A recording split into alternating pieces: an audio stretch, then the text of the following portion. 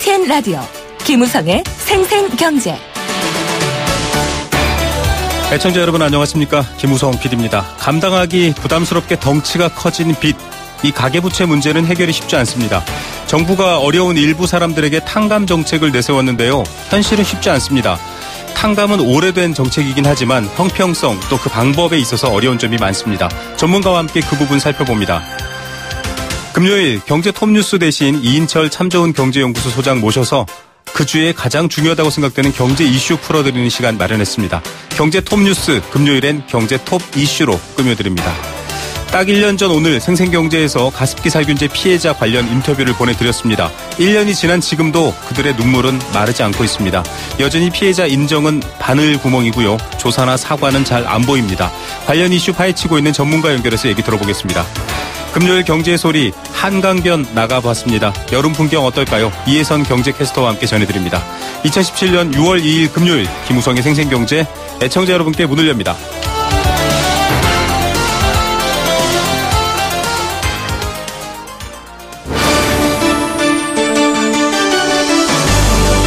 YTN 라디오 김우성의 생생경제.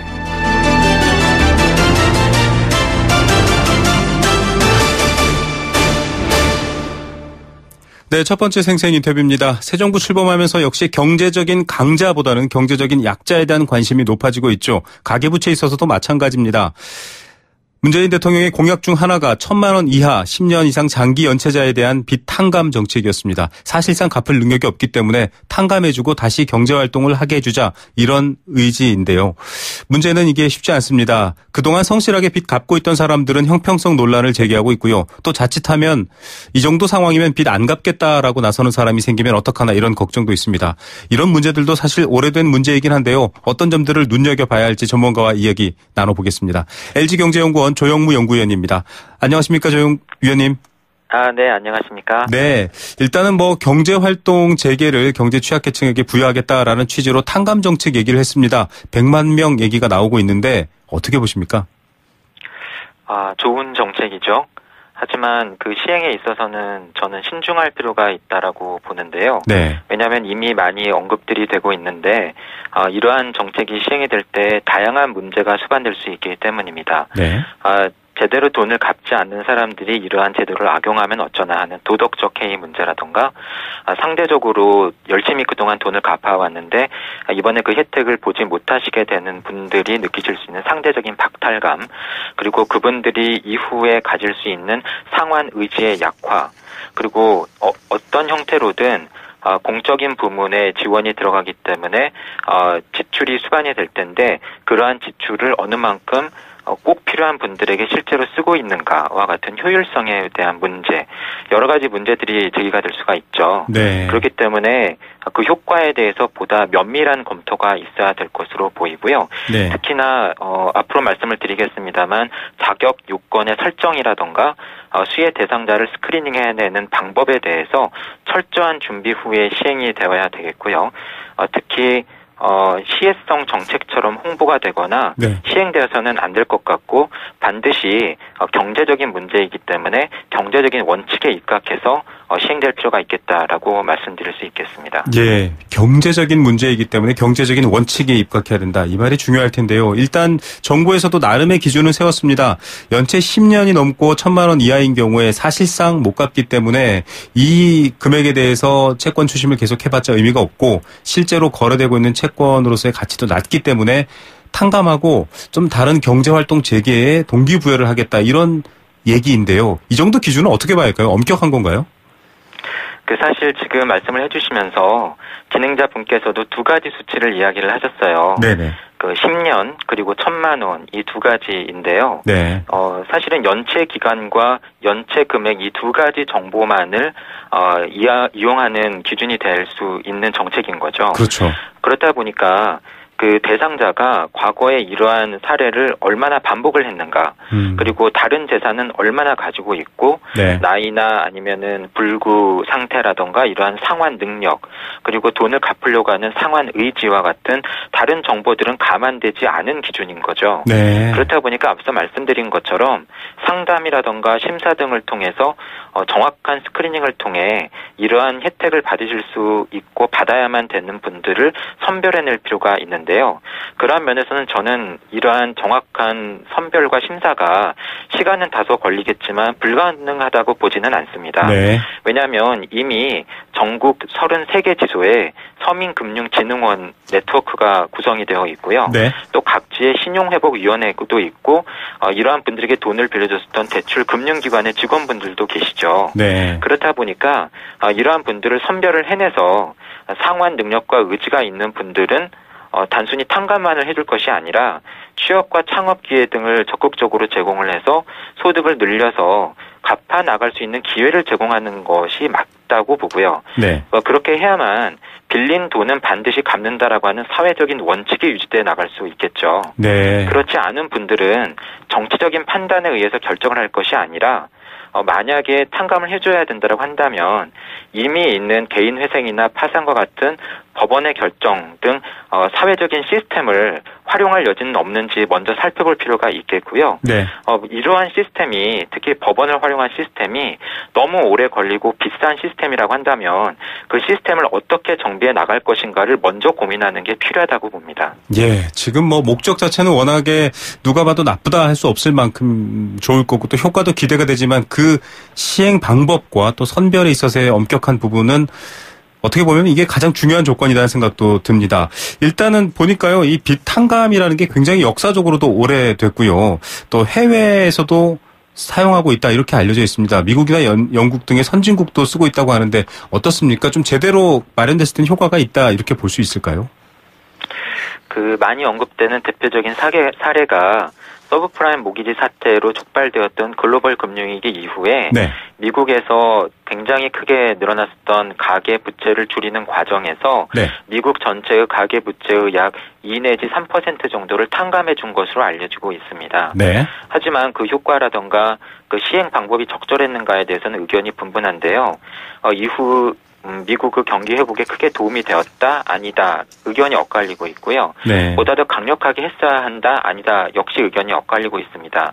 하지만 이러한 외국의 사례에서 우리가 배울 수 있는 점은 네. 이러한 부채 탕감이나 채무 재조정이 정책 당국이 아니라 금융기관 주도로 자체적으로 이루어졌었고 그 과정에서 금융기관들이 상당한 손실을 감당해야만 했었고 네. 그 이후에 비소구 대출의 시장 도입 등을 통해서 관련된 리스크를 시장화시키는 구조적인 발전이 이루어졌다라고 하는 점이죠. 네. 이것을 우리의 교훈으로 삼아야 되지 않을까 하고 생각이 됩니다. 지금도 사실은 말씀하신 것처럼 이게 단계별로 나눠져 있기도 하지만 사실 연결도 돼 있는데 비소구 대출처럼 담보를 좀 제한해서 위험을 줄이는 부분에 대해서도 정부가 얘기는 하고 있는데요. 문제가 되는 것이 이전에 이렇게 빚을 지고 갚고 계신 분들이 굉장히 형평성 문제의 목소리를 좀 크게 내고 있고요. 또 학자들도 그런 부분들을 굉장히 우려스럽다라고 제기하고 있거든요. 형평성 부분 어떻게 봐야 합니까? 상당히 논란이 많을 것으로 보고요. 특히나 빌린 빚은 갚아야 된다라고 하는 신념 하에서 네네. 어려운 상황에서도 열심히 상환해 오신 분들의 상대적인 박탈감이라던가 그 이후에 상환 의지 약화에 대해서 우려가 많이 되고 있습니다. 네. 특히 수혜 대상의 선정 기준에 있어서 왜 10년은 되고 9년은 안 되느냐, 왜 1,000만 원은 되고 900만 원은 안 되느냐 이러한 네. 논란이 많이 제기가 될 수 있는 거죠. 네네. 그렇다 보니까 제도를 보다 더 정밀하게 설계한 후에 시행을 할 필요가 있겠고요. 네. 특히 돈을 그동안 열심히 갚아오신 분들에게는 이후에 금리라던가 채무 재조정 금액이라던가 상환 기간 등에서 보상이 뒤따를 수 있도록 이분들에 대한 배려도 필요하지 않을까 하고 생각이 됩니다. 예, 다양한 보완책까지 마련돼야지 이 제도가 박수받을 수 있겠다라는 생각도 듭니다. 이 부채 문제 사실 굉장히 어렵습니다. 속담에도 나올 정도로 정부도 신경을 쓰고 있는데요. 다시 한번 대통령도 이 가계부채에 관리해라, 줄이자 이렇게 얘기를 했는데 어떻게 보십니까? 좀 방향성에 대한 조언 끝으로 부탁드립니다. 여러 가지 이야기가 나오고 있죠. 하지만 이러한 가계의 부채 탕감 문제는 사실은 기업 구조조정 작업과 상당히 유사한 측면이 있습니다. 아, 네. 돈을 갚지 못하는 가구의 어려움이 일시적인 것인지 구조적인 것인지에 따라서 다른 조건이 필요하다라고 하는 점이죠. 네. 일시적인 유동성 위기를 겪는 기업이라고 한다면 일시적인 정책적인 자금 지원이 도움이 되겠지만 그렇지 않다라고 한다면 기업 구조조정을 하는 것이 맞는 것과 유사한 것입니다. 네. 그러한 측면에서는 지난 2013년에 시행되었던 국민행복기금의 교훈을 좀 생각해 볼 필요가 있겠는데요. 네. 국민행복기금 사례도 역시 정부 주도의 대규모 부채 탕감이었죠. 네네. 그런데 당시에도 이번이 마지막이다라는 약속이 공표가 되었었는데 네. 만약에 이번에 또 시행이 되게 된다라고 한다면 한번 고민해 볼 필요가 있는 것이 이러한 부실 가구나 한계 가구에 대한 연체 채무가 지속적인 문제가 될 수 있다라고 한다면 이러한 문제 해결을 일시적으로만 할 것인가 아니면 구조조정 방법이라던가 구조조정 기구를 상시화할 필요가 있지 않나 좀 고민해 볼 필요가 있지 않나 하고 생각이 됩니다. 예, 정확한 원인, 문제의 복잡한 관계들을 이해하지 못한다면 그 어떤 좋은 목적지도 결국은 도달하지 못할 수 있겠다라는 걱정이 듭니다. 오늘 말씀 감사드립니다. 네, 감사합니다. LG경제연구소 조영무 연구위원이었습니다.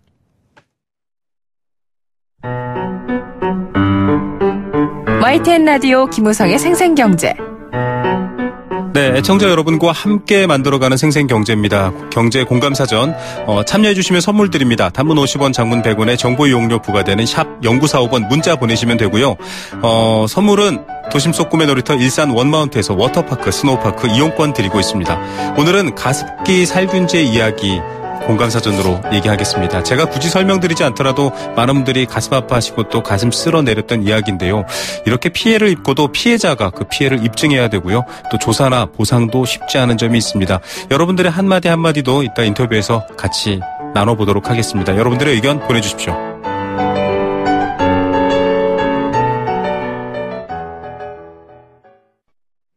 생생경제 일부 포스코 삶을 완성하는 품격 롯데캐슬과 함께했습니다.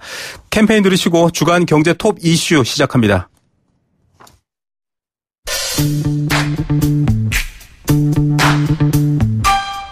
참 좋은 경제연구소 이인철 소장과 함께 이번 주 가장 중요한 경제 이슈를 정리해드립니다. 경제 톱 이슈. 네, 금요일입니다. 이번 주 어떤 경제 뉴스 이슈가 여러분들 귀에 쏙 들어오셨나요? 가만히 지나가는 것이 아니라 잘 살펴보면 그 안에 또 살펴봐야 될 이야기들, 중요한 것들이 있습니다. 그런 것들 살펴드리는 시간이고요. 경제 톱뉴스의 주말 버전이라고 생각하시면 될 것 같습니다. 참 좋은 경제연구소 이인철 소장 스튜디오에 모셨습니다. 안녕하십니까? 예, 안녕하세요. 전화로만 뵀는데 이렇게 스튜디오에 오시니까 훨씬 좋네요. 네, 반갑습니다. 예, 자, 이번 주 이슈가 많았는데요. 일단은 저희도 아까 부채 탕감 얘기도 했지만 이 대출 문턱 얘기를 좀 해봐야 될 것 같아요.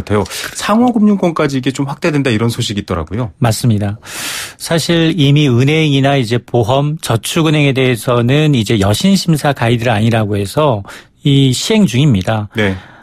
근데 이제 그동안 유일하게 규제를 받지 않았던 곳이 자산 이제 1,000억 원 이하의 상호금융권이라고 하는데요. 네. 상호금융권이라는 건 조합원 출자금으로 운영이 되는 뭐 지역 단위 농협, 수협, 뭐 축협, 이제 산림조합이나 새마을 금고 등을 말하는데 네. 여기까지 이제 모두 이 가이드라인을 적용하겠다라는 겁니다. 네. 실질적으로 지난 3월부터 이제 자산 규모가 큰 조합에 대해서 이 가이드라인을 적용해 보니까 뭐 정부가 추구하고 있는 가계 리스크의 강화, 가계부채 질적 구조 개선이 나타나고 있다라는 판단 때문에 네. 6월 들어서는 이제 제1금융권에 의해서 2금융권까지 전 금융권으로 이제 확대 적용하겠다는 건데 이렇게 되면 굉장히 대출 하기가 굉장히 빡빡해지니까 네. 상환 능력을 이제 좀 까다롭게 심사할 것으로 보입니다. 안 그래도 이 대출 가계부채의 풍선은 안 줄었는데 풍선 효과 나타난다라고 했는데 이제 2금융권까지 아주 깐깐해졌네요. 많은 부분이 달라질 것 같아요. 그렇습니다. 크게 두 가지를 주목해서 봅니다. 일단 원천징수 영수증입니다.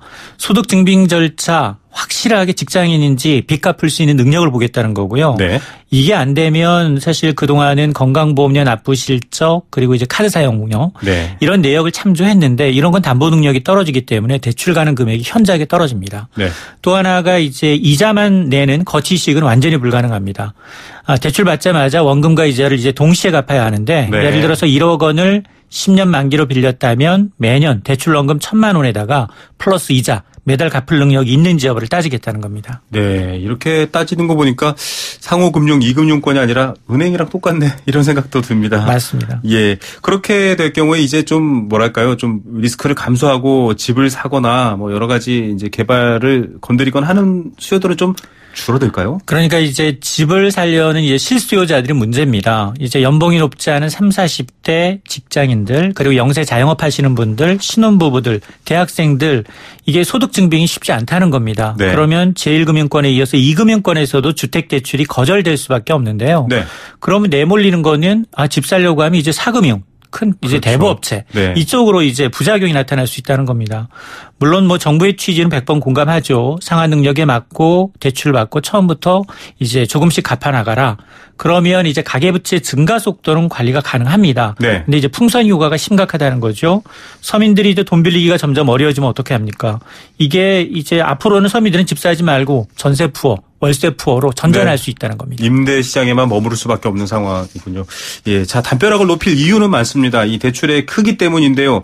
그런데 담벼락만 높아지면 실질적으로 더 어려워질 수도 있는 상황도 고려해봐야 될 것 같습니다.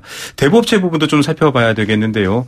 이 대부업체로 최고금리 지금 낮춘다고 공약도 나오고 있는 상황인데 이거 어떻게 봐야 될까요? 그렇습니다. 이것 역시 이제 대부업체들이 최고 법정 한도 이게 대통령 공약 사항이니까요. 네네. 법정 최고금리를 현행 27.9%에서 임기 중에 한 20%까지 내리겠다라고 공약을 했는데 이 역시 대부업체 입장에서 보면 신용도가 좋은 사람한테만 대출해 주겠다는 겁니다. 네. 그러면 신용도 가려서 대출해 주게 되면 정말 서민들은 이제 대부업 대출도 힘겨워질 수 있다는 겁니다. 네.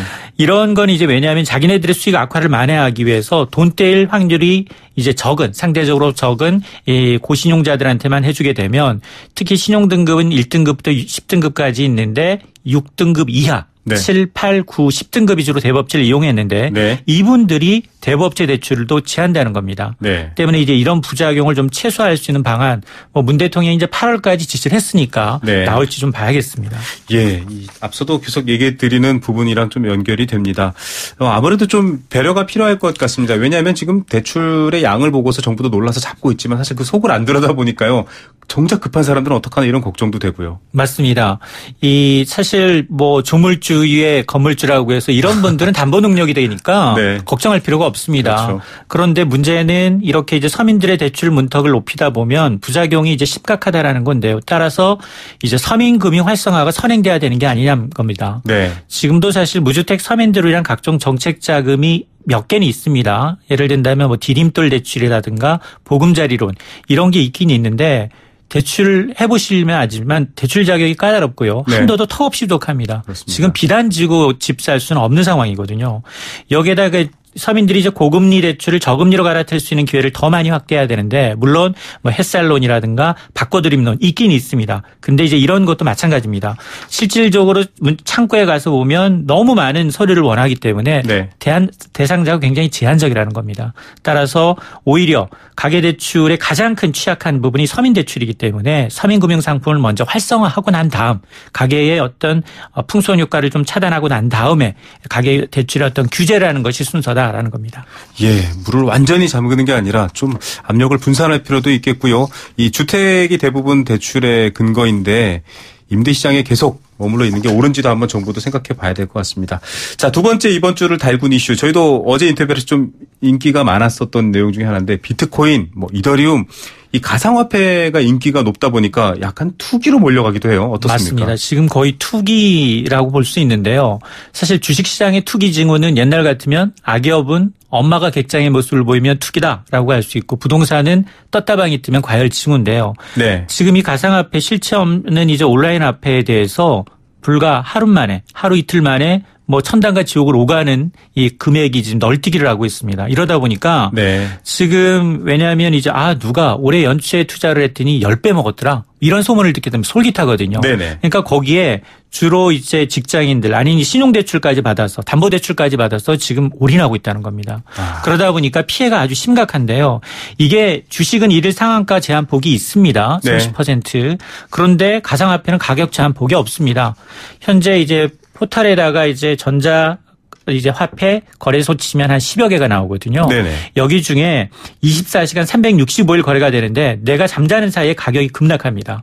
실질적으로 비트코인의 경우에는 고점 450만 원 찍었다가 이틀 만에 48시간 내에 250만 원까지 빠졌고요. 굉장히 큰 폭으로 움직이네요. 그렇습니다. 같은 기간 이더리움도 38만 원까지 갔다가 16만 원까지 반토막 이상이 난 겁니다. 이러다 보니까 각종 이 가상화폐 커뮤니티에 뭐라고 나오냐면 이 정말 적금캐서 투자한 사람 대출까지 받아서 수천만 원 투자했다가 절반도 못 가져졌다. 네. 이거는 투기를 넘어서 도박에 가깝다라고 하세하고 있다는 겁니다. 네, 도박에 가깝다. 자, 어제도 저희가 인터뷰해드렸지만은 이게 그렇게 지금 일확천금을 노릴 부분은 아닌데요. 이렇게 사람들이 좀 가상화폐, 이 블록체인 기반의 가상화폐를 잘 몰라서 그런가 싶기도 하고요. 이게 이렇게 빚을 내서 투자할 대상인가 싶기도 하거든요. 지금 올해 한국은행이 기준금리 이번 달도 동결했죠. 네네. 연 1.25%로 지금 몇 개월째 동결입니다. 네. 그럼에도 불구하고 지금 이 시중에 남아도는 유동자금이 1,000조 원이 넘습니다. 네. 이게 지금 주식시장, 부동산, 가상화폐로 쏠리고 있다는 거예요. 갈 곳 잃은 돈들이 이리로 가고 있군요. 그렇습니다. 그런데 문제는 뭐냐면 사실 이제 만일 내가 주식 거래하는데 주식을 잃어버렸다. 예탁결제원에 보관하고 있고 해킹당한다 하더라도 예탁결제원이 책임을 집니다. 네. 그런데 부동산 어땠습니까? 거래 이상이 생기면 중개업소가 책임을 집니다. 네. 이미 보험에 가입이 돼 있거든요. 그런데 그렇죠. 문제는 현재 국내 성업 중인 전자화폐 거래소는 그런 기능이 없습니다. 여기는 통신 판매업자예요. 아, 통신 판매업으로 분류가 되는군요. 실질적으로 이제 한 전자화폐 거래소가 55억 상당의 비트코인을 해킹당했는데 이게 본인 책임입니다. 개인 책임입니다. 그러니까 아직 국내에 새로운 세부 방안도 마련이 돼 있지 않은 상황에서 오히려 예상외로 빠른 속도로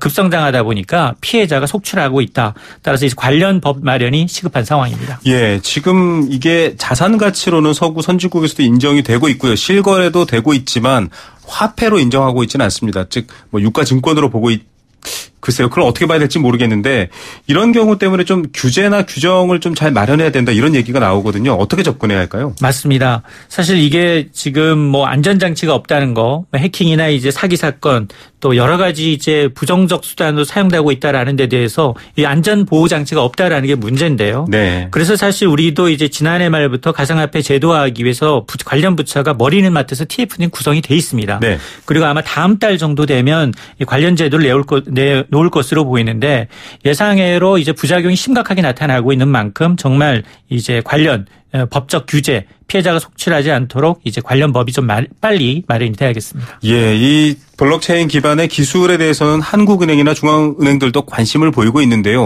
아직 무언가 보호책 같은 것들이 마련되지 않았다고 하면 개인 투자는 조심해야 될 부분입니다.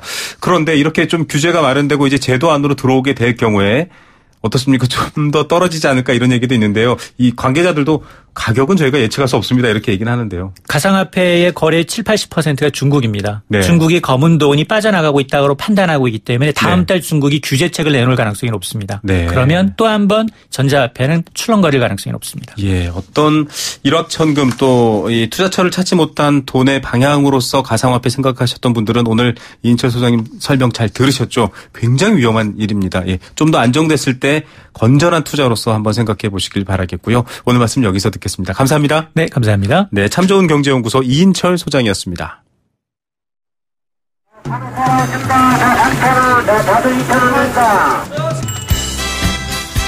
우리 삶의 경제 현장을 들려드립니다. 생생경제, 경제의 소리.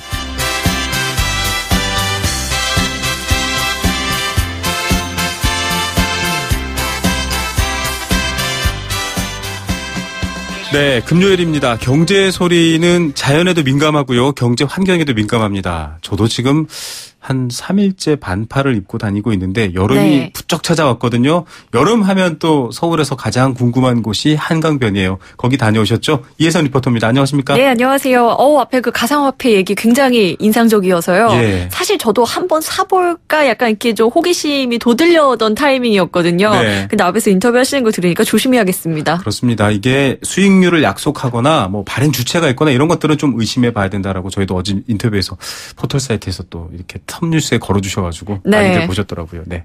자, 오늘 네. 제가 이혜선 리포터라고 했는데 사실 소개 때는 이혜선 경제캐스터였어요. 네, 지난주에 이어서 이렇게 보고 네. 있는데 아주 사명감 느껴지는 소개입니다. 한강 풍경 어떻습니까? 네, 앞에서 오늘 가상화폐 이야기 들으셨는데요. 이번에는 진짜 눈에 잡히고 손에 잡히는 한강의 이야기 전해드리겠습니다.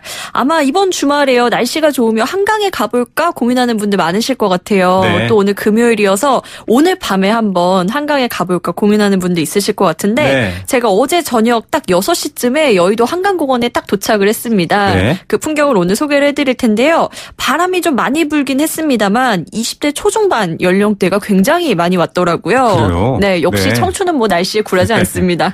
여의나루역 2번 출구하고 3번 출구 사이에 공원으로 진입하는 큰 계단이 예, 하나 맞아요. 있습니다. 내려가는 계단인데요. 네. 그 계단 밑으로 다들 잔디밭에 돗자리 깔고 앉아서 뭐 치킨이나 피자 같은 거를 막 먹고 있는데 잔디밭이 거의 꽉 찼습니다. 와, 네, 정말 지금 많이 왔더라고요.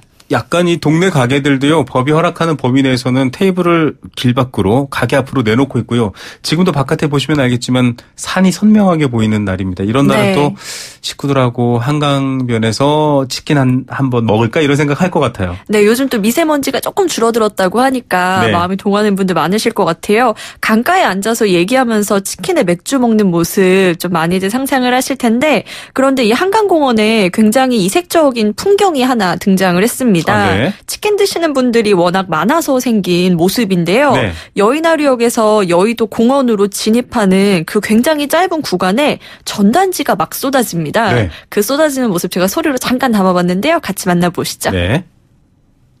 감사합니다. 돗자리 똥자 돗자리는 작은 엄마님 바닥 족발이요. 고기 말고 여기 돗자리 그래가지고 내가 이거 저 읽어보면 전부 다 달라요. 전화 한번 해보세요. 이거 무슨 종이가 바람에 막 날리는 것 같기도 하고요. 시험지 넘기는 소리 같기도 하고요. 네, 그리고 이렇게 딱 굉장히 짧은 구간이거든요. 여의나루역에서 여의도 한강공원으로 진입하는 딱 40m의 구간인데 이 40m 구간 동안 대한민국에 존재하는 모든 치킨 프랜차이즈 이름 제가 다 들은 것 같습니다. 아, 네. 전단지를 이제 나눠주시는 분들이 막 이렇게 손에다 쥐어주시는 거예요. 네. 제가 이날 받은 전단지를 나중에 세어보니까 총 22장을 받았더라고요. 네. 40m 걸어가는 동안에요. 네네. 그중에 치킨만 있는 전단지는 17장입니다. 아, 네, 17장. 네. 치킨이 대부분이군요. 네. 사실 여기 상암동 주변에도 점심 식사를 하러 나가다 보면 전단지 많이 나눠주시거든요. 네. 그런데 저는 점심 때 받아보니까 이 네. 한강과는 비교가 안 되겠군요. 네, 여기는 그 전단지를 주시는 구역이 굉장히 밀집되어 있고요. 네. 이 전단지도 아무나 주는 게 아니라 이 사람들은 무언가 한강에서 시켜 먹을 것 같다. 이야. 그리고 배달 음식을 가져간 적이 없다. 이런 사람들이 딱 매의 눈으로 보고 딱 네. 이렇게 나눠줍니다. 좀 세상에 쉽게 돈 버는 분들은 없습니다. 네. 예. 이 전단지를 주는 것도 정말 구매를 할 사람들을 골라서 주는 그런 것도 대단하네요. 네. 이 업체들 간의 경쟁이 굉장히 과열돼 있다는 그런 것 거를 같아요. 여의나루역 앞에서 바로 느낄 수가 있었는데요. 업체들 중에는 치킨 가격으로 승부를 하는 집도 있습니다. 네. 전단지를 가지고 분석해보면 후라이드 치킨이 한 마리에 13,000원에서 18,000원까지 분포가 되어 있는데요. 네. 세트 메뉴는 치킨 2마리를 21,000원에 구입할 수 있는 가게도 있습니다. 네. 또 현금으로 구입하면 돗자리나 1.5리터 콜라 둘 중에 하나를 무료로 제공하고요. 네. 세트 메뉴를 구입할 경우 감자튀김이나 치즈볼 같은 사이드 메뉴를 제공하는 가게도 있습니다. 예. 이번 주에 사실 저희가 치킨 가격 인터뷰도 했습니다. 예, 대형 네. 프랜차이즈가 가격 올린다라고 얘기했는데 아직도 여기 가면 13,000원, 18,000원, 뭐 2마리 21,000원 이런 것들도 있군요. 네. 예, 이 가격을 낮추던가 아니면 세트가 구성을 잘하던가 이렇게 바깥에서 사시는 분들을 위한 전략이 확실히 하겠네요. 이 프랜차이즈 업체는 이제 소위 입시라고 하는 게 있기 때문에 소비자가 비교적 쉽게 구입을 할 수가 있습니다만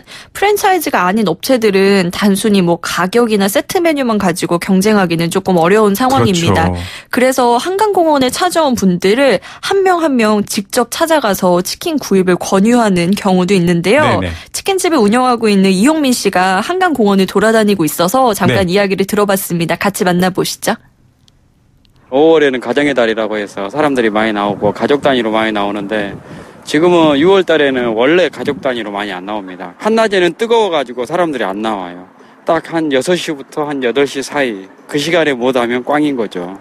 뭐 가격은 비슷합니다. 한강의 치킨 가격을 보면 까부치킨이 현재 15,000원, 저희는 이제 프랜차이즈가 아니기 때문에 가격적인 면에서 경쟁력이 좀 있긴 한데 그래도 사람들이 체인점을 많이 시켜 먹죠. 저희가 이제 4주째거든요. 저는 한강을 뜨내기라고 보지 않습니다. 어렵죠, 힘들죠. 많이 이렇게 남는 장사도 아니고 사람들이 보면은 많이 남는다, 장사가 잘 된다라고 그러는데 꼭 그렇지만 않습니다. 한강 치킨이 너무 많아가지고 여의도만 해도 16개인가? 17개인가? 꽤 많은데 일단 치킨의 질을 좀 살리자. 치킨다운 치킨을 팔자라는 거죠. 가격적인 면에서 더 싸게 하려고 하다 보니까 그런 게 되나 봐요.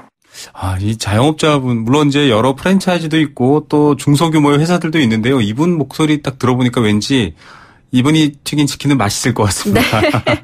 근데 제가 이용민 씨를 만나게 된 과정이 조금 독특했었는데요. 네네. 원래는 제가 그 치킨을 구입하는 분들이 인터뷰를 하려고 한강공원을 계속 이렇게 돌아다니고 있었어요. 네네. 그런데 어떤 남자분이 이제 이어폰을 꼽고 계속 한강공원을 돌아다니면서 치킨을 시키지 않은 분들한테 무언가 말을 건네고 있는 거죠. 네. 그래서 저분은 뭐 하시는 분인가, 새로운 배달 행태인가 싶어서 이제 여쭤봤더니 치킨집을 운영하는 분이라고 사장님이라고 이야기를 하시더라고요. 네. 좀 가맹점주들이 놓인 상황이라고 할까요? 이런 게 좀 고스란히 와닿았던 것 같습니다. 맞습니다. 사실 저희가 치킨 가격의 구조에서 이 대기업의 유통 또 그리고 먼저 떼가는 이익들 때문에 사실 가맹점과 소비자 피해 얘기를 한번 한 적이 있는데 그만큼 또 이분들의 이런 사정을 잘 이해하고서 또 구매를 해주시나요? 분위기가 어떤지 모르겠네요. 이게 좀 분위기가 나뉘더라고요. 네. 이렇게 어떻게 보면 찾아가는 서비스인 거잖아요. 네네. 나한테 와서 친절하게 권유를 해주다 보니 거기에 또 구입을 하게 됐다. 이렇게 얘기하는 소비자분도 있었고요.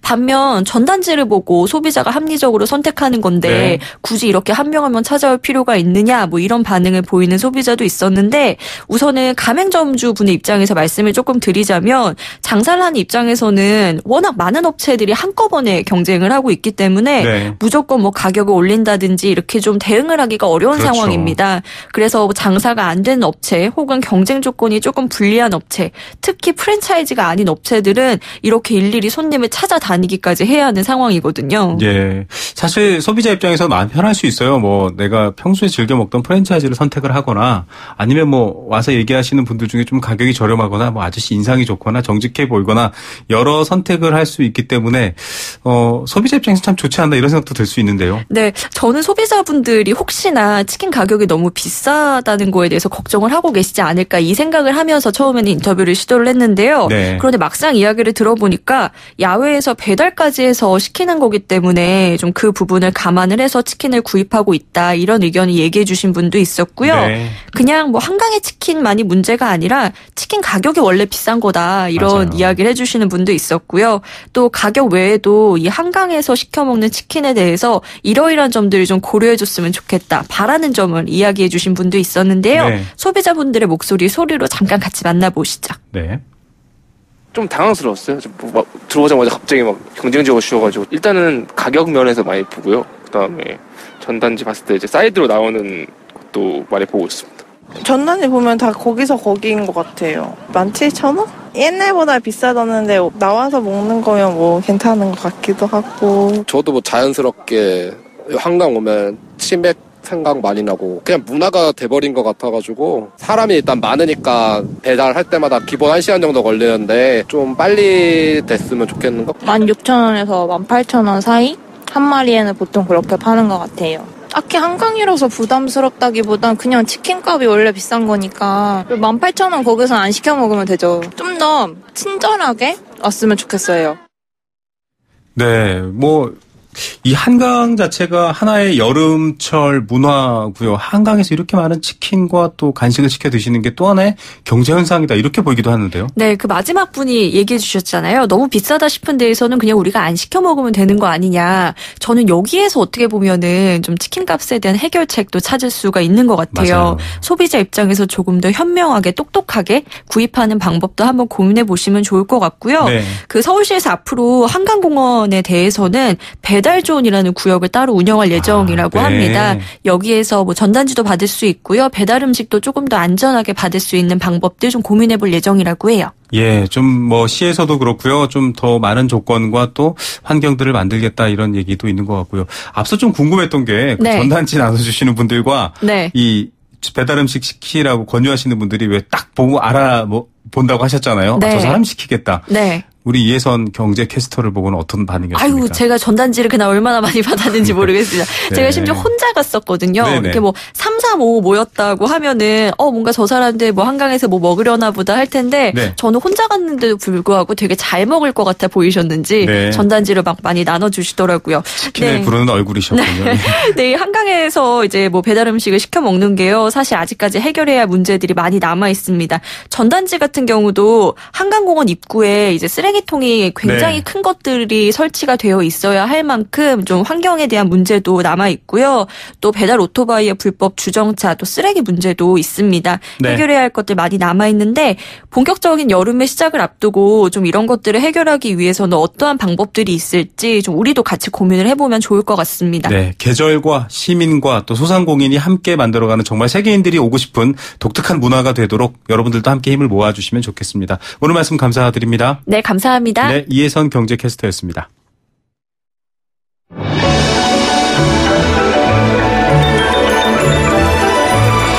오늘의 경제를 들여다보는 시원한 창. YTN 라디오 김우성의 생생경제 생생인터뷰. 네, 생생 인터뷰 보내드리겠습니다. 한강변의 평화로운 풍경과는 달리 아직도 가슴에 지워지지 않는 멍을 지니고 살아가시는 분들이 있습니다. 가습기 살균제, 이걸 살균제로 의식하시는 분들보다는 사람 목숨 앗아간 무서운 물질 이렇게 아시는 분들이 더 많을 것 같습니다. 아직도 피해에 대한 부분들 좀 진일보하고요. 진일보하지 못하고 있고요. 또 개인의 힘으로는 밝혀내기 어려운 상황도 지속되고 있습니다. 국가가 나서서 한 명도 빠짐없이 국민의 피해를 밝혀내겠다 이렇게 얘기가 나오고 있는데 여전히 피해자 인정도 바늘구멍이고 어려운 점들이 많습니다. 딱 1년 전입니다. 저희도 관련 인터뷰를 했었는데요. 그때 플래시 터지고 관계자 나오고 할 때 이 문제 끝나지 않았나 생각하시는 분들이 있겠지만 여전히 끝나지 않았습니다. 이 문제를 계속 살피고 또 피해자분들 돕고 계신 분이죠. 환경보건시민센터 최예용 소장 전화로 연결해서 관련 내용 알아보겠습니다. 소장님 안녕하십니까?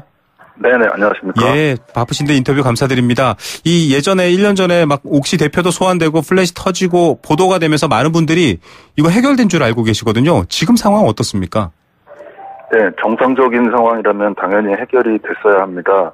2011년에 이 문제가 처음 정부의 역학조사로 확인이 됐고, 말씀하신 대로 작년에 이제 그 검찰의 수사로 형사적인 처벌이 이제 가능한 그런 상황이 됐었기 때문입니다. 네네. 하지만 작년 5, 6월 달에 그 많은 언론의 조명을 받은 이후에 그 세간의 관심에서 사라지고 작년 하반기에 국정조사를 했음에도 불구하고 네. 반쪽짜리로 전락했습니다. 국가가 전혀 인정을 하지 않았어요. 네. 그러다 보니까 올 초에 특별법이 만들어졌지만 대조사들이 일부의 기금만 내는 것으로 그치고 국가는 전혀 책임을 지지 않고 피해자는 계속 늘었습니다. 지금 4월 말까지 5,500명이 넘는 피해자가 신고가 됐고 그중에 20%가 넘는 분들이 사망이에요. 1,200명에 달합니다. 네, 그럼에도 불구하고 제대로 해결이 지금 안 되고 있는 그런 상황입니다. 때문에 지난 대선에서 지금 이번에 당선된 문재인 대통령이 진상규명을 제대로 하겠다, 국가 책임을 인정하겠다라고 했던 어떤 그런 약속이 지켜지기를 지금 확수고대하고 있는 상황입니다. 예. 5,000명의 피해자 신고와 1,000명의 사망자, 이건 정말 재난 아닐까요? 이런 문제에 대해서 지금 국가가 나서겠다라고 해서 기다리고는 있는 상황이지만 어쩌다가 문제가 이 지경까지 왔는가 여러분들도 그 생각 드실 것 같습니다. 오늘도 의견 많이 주고 계신데요. 일단 상식적으로 사람의 몸이 또 나이, 연령, 환경 수백 수천 가지 상황인데 폐섬유화 하나만 피해로 인정한다 이런 얘기가 들리거든요. 좀 이해가 안 되는데 이거 어떤 내용입니까? 네.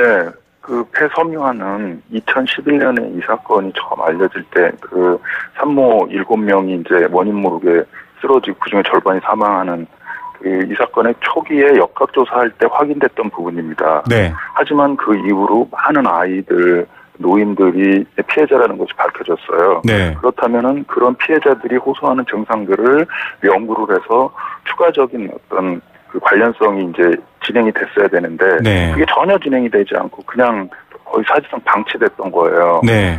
초기에 확인된 폐섬유화 그 하나만 가지고 계속 그 관련 판정을 하다 보니까 처음에는 절반쯤 인정이 되다가 그 뒤로 30%, 20%.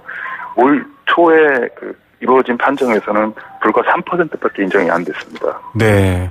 말씀하신 대로 상식적으로 가습기를 써보시면 아시지만 이게 피부로, 눈으로, 호흡기로 우리 온몸에 다 노출이 되거든요. 그렇죠. 그렇게 되면 당연히 비염에, 눈병에, 피부병에, 호흡기에 다른 각종 질병이 발생할 것이 상식적임에도 불구하고 정부는 초기에 그 폐섬유 하나만 계속 들고 있는 거예요. 예. 사실상 이 문제를 해결할 의지가 별로 없다고 보여지죠. 예, 이런 식이라면 해결할 의지가 아니라 오히려 축소하려고 하는 것 아닌가라고 분노를 자아낼 수도 있을 것 같은데, 뭐 코섬유화 같은 경우 지금 보도가 됐는데요. 아이가 코섬유화가 눈이나 뇌 쪽으로 확산되면 더 심각해질 수 있다, 이런 얘기도 나오고 있는데, 일단은 앞서 말씀하셨지만 절반밖에 작년에는 해결하지 못했다라고 얘기했고요. 국가의 책임 문제인데 대통령께서도 일단은 국가 책임 인정과 사과 얘기를 하셨거든요. 이게 갖고 있는 의미 어떻게 저희가 봐야 할까요? 네, 국가가 책임이 있다고 하는 부분은 이런 겁니다. 가습기 살균제 그 제품이 지금 한 38가지로 파악이 되고 있는데, 네. 만약에 이게 제품의 하자다라면 그 중에 뭐 2개나 3개 제품이 문제이고 나머지는 문제가 없다라고 한다면 일부 제품의 하자죠. 네. 하지만 이거는 가습기 살균제라고 하는 그 가습기 물통에 이런 액상의 농약과 같은 그런 성분을 넣어서 만드는 이 전체 제품의 형태 자체가 문제예요. 네네네. 예, 다만 그 안에 있는 성분이 어떤 거는 훨씬 더 독하고 어떤 거는 상대적으로 약할 뿐인 거예요. 네. 국가가 화학물질 관리를 전적으로 실패한 부분이고, 그래서 그게 작년 국정조사에서 확인이 됐음에도 불구하고 국가는 이걸 인정하지 않았어요, 책임을. 네. 그러다 보니까 일부 피해자에 대해서 아까 말씀하신 그 폐섬유화 그 부분만 이제 피해자로 인정이 되는데, 네. 나머지 부분에 대해서는 이제 확인이 안 되고, 그것도 인정된 사람에 대해서도 정부가 병원비와 사망자는 일부 장례비만 지급을 하는데, 또 나중에 기업으로부터 돌려받는 구상권을 전제로 합니다. 예, 참 이건 국가는 그러니까 단지 중간에 어떤 기본적인 행정만 할 뿐이다라고 뒷짐지고 있는 것이죠. 예, 이 방관자였거나 내지는 축소하는데 손을 가만히 놓고 있었던 정부가 다시 한번 들여다보겠다 의지로 봐야 될 텐데, 일단은 국가 책임 인정과 사과, 또 환경범죄 이익에 대해서는 환수하겠다, 뭐 이런 것들이 나오고 있습니다. 앞으로 좀 지금 가습기 살균자 피해자들의 고통을 좀 빨리 끝내려면 어떤 조치들 먼저 선행돼야 되는지 좀 말씀 부탁드립니다. 예, 말씀대로 먼저 국가가 상당 부분 책임이 있다는 걸 인정을 해야 합니다. 네. 그러면 구상권을 전제로 해서 그 판정을 하지 않아도 되고, 네. 그러면 상당히 판정 기준이 확대되게 되죠. 네. 예. 그리고 또 지금 피해자들은 이 제품을 썼다, 그리고 사용한 이후에 사망했다 내지는 병원에 갔다, 어디가 아팠다라는 것만 증명하면 됩니다. 네. 네. 하지만 현실은 그렇지 않고 이거를 썼는데 그 쓴 게 우리 몸에 들어가서 어디를 어떻게 아프게 했는지 의학적인 인과관계를 다 밝혀야 되는 거예요. 네. 네. 하지만 또한 상대적으로 그 제조사들은 아무런 그런 입증 책임을 물어지지 않은 채로 맞습니다. 그냥 책임지고 있는 것이죠. 네네. 그래서 가해자들에게도 제조사들에게도 입증 책임이 주어져야 되고, 지난주에 그 정부의 역학조사 용역으로 이제 확인된 거가 지금 한 50만 명 정도가 피해자일 것이다. 병원에 갔다. 라고 확인이 됩니다. 그러면 지금 5천 명 신고된 사람은 불과 1%밖에 안 돼요. 그렇습니다. 99%를 어떻게 찾아내야 되느냐 하는 것도 굉장히 중요한 진상규명의 핵심 내용입니다. 예, 정말 진상규명이라는 말 속에 이렇게 많은 것들이 담겨 있고요. 우리나라가 이 피해자가 피해를 입증해야 되는 이 악법은 좀 빨리 고쳐졌으면 좋겠다라는 얘기도 이 가습기 살균제 문제에 이어서 한번 같이 생각해 봅니다. 오늘 말씀 감사드립니다. 감사합니다. 네, 환경보건시민센터 최예용 소장이었습니다. 네, 생생경제 포스코 삶을 완성하는 품격 롯데캐슬과 함께했습니다. 5336님은요. 그때 가습기 살균제 그거 제대로 처리 못한 공무원들 최소한 몇 명 구속해야 됩니다. 강력하게 얘기하셨는데, 국민들이 세금 들이고 권력을 들인 이유가 있겠죠. 그걸 제대로 못하면 책임져야 됩니다. 3435님은 부채 탕감에 대한 의견 주셨습니다. 서민이 도저히 해결할 수 없는 부분이라면 사회가 함께 책임져 주고 다시 또 공동체에서 힘낼 수 있도록 도와줘야 됩니다라는 긍정적 면 지적해 주셨네요. 3435님께 원마운트 스노우파크 티켓 저희가 선물로 보내드리겠습니다. 6474님, 7292님 가습기 살균제 또 한강 이야기 함께해 주셔서 감사드립니다. 월요일 오후 3시 10분에 찾아뵙겠습니다. 김우성의 생생경제였습니다.